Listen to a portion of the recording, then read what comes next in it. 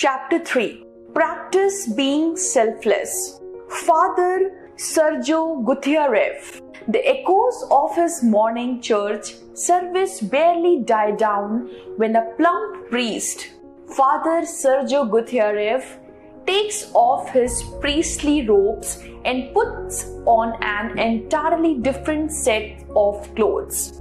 In red tights and vest, yellow shorts, a gold face mask, and the letters FT decorating his chest, he emerges from the village church door to chants of Tempest, Tempest from the same group of people he had just led in prayer.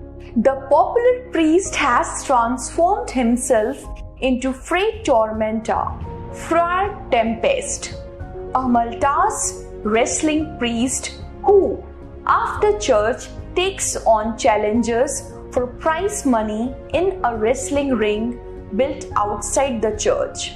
He does this for one simple reason. He has 86 months to feed. The graying 42-year-old Catholic priest runs an orphanage in the grounds of the 17th century stone church, about 70 kilometers north of Mexico City. There he feeds, provides clothes and medical care to 86 children aged between 3 and 18, abandoned or runaways, but all in desperate need of love and care. Having watched wrestling bouts in villages as a child, he hit upon the idea that he could use his size and strength to help orphans. So, he set up a ring outside his church to the delight of his congregation and challenged wrestlers. At first for about $20 a bout. Now he gets about $35 a fight. Father Gutierrez fights as often as necessary, often till he drops. Together with donations from the members of his church, he manages to keep his children healthy and happy.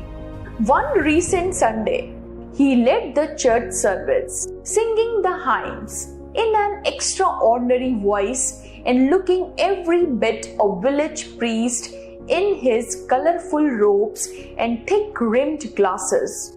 Then, as his congregation filled out after the service, he was already in his simple room, his children helping him wriggle into his tight wrestling dress. Soon he emerged to deafening chants of support. This time, he was fighting a 3 against 3 bout against bad guys, including professional wrestlers. Jose Ramirez, who taught him how to wrestle. Ramirez said he found it difficult at first to attack a priest. It does not bother me anymore because now he really wrestles. He said, sometimes I say, Father, give me, but I have to hit you. He grinned. Friar Tempest laughed.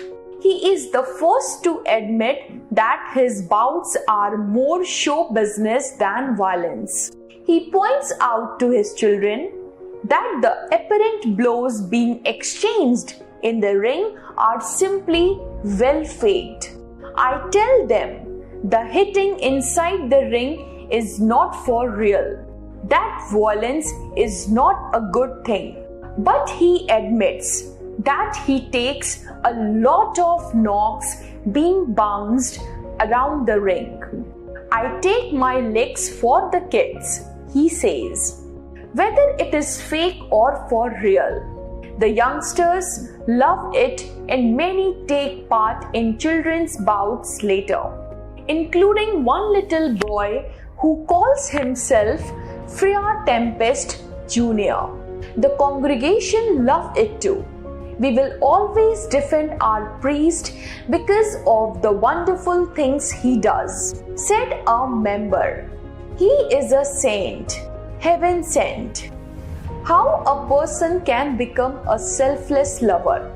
Someone has very poetically said, "It is in loving, not being loved. The heart finds its quest.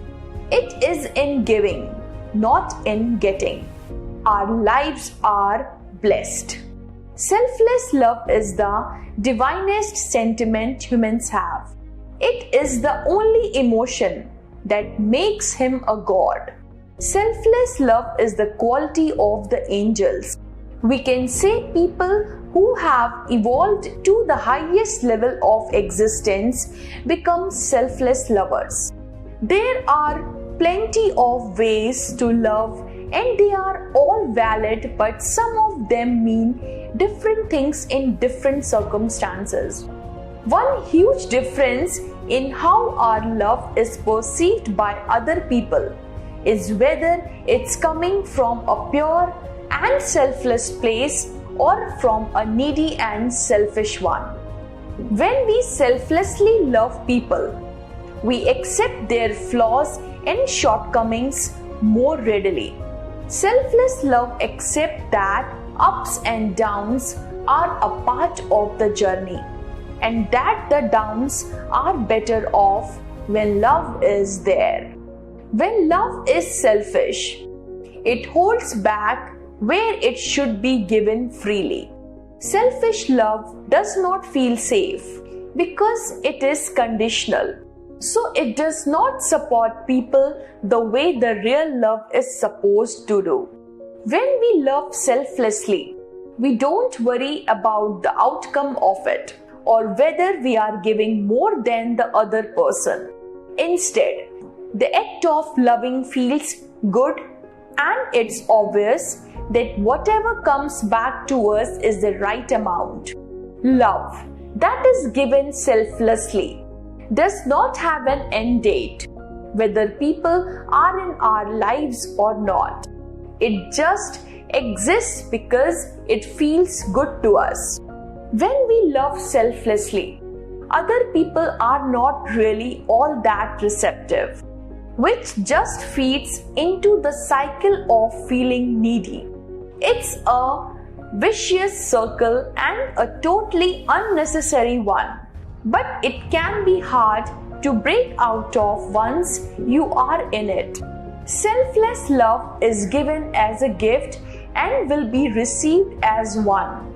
So there is no stress or drama in the exchange. When people take free love, they are just more likely to give it back naturally.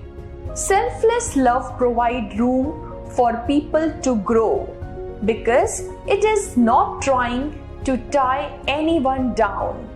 That freedom makes for bigger, more open lives with more room to accept and give love in return. We should all therefore live our lives in a positive manner, in complete peace and harmony with the world, going with the flow of life, always offering selfless service to others out of unconditional love, whenever and wherever the need or opportunity arises and it is appropriate to do so.